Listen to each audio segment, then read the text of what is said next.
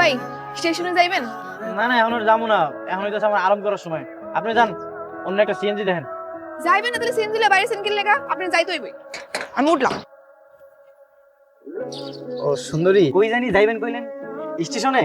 হয় স্টেশনে, তাড়াতাড়ি চল। কই গো সুন্দরী, আপনার বয়ফ্রেন্ড কই? এখানেই তো থাকার কথা।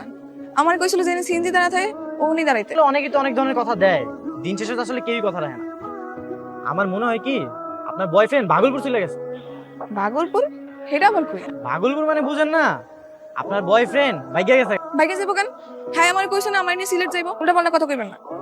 সুন্দরী, আপনি এত বোকা কেন? এখনো বুঝতে পারেন নাই? আচ্ছা যাই হোক, আমার তো এত কথা করার কোনো দরকার নেই। আপনি আমার ভাড়াটা দিয়ে দেন, আমি যাইগা। আমার কাছে তো ভাড়া নাই, আমার সব টাকা পয়সা হেয়ার কাছেই দেওয়া আছে। আপনি একটু চলেন হেয়ার খুঁজে বের করেন, তারপর আপনি সব ভাড়ান পয়সা। আমার 200 টাকা ভাড়া আছে। আচ্ছা দিন একটু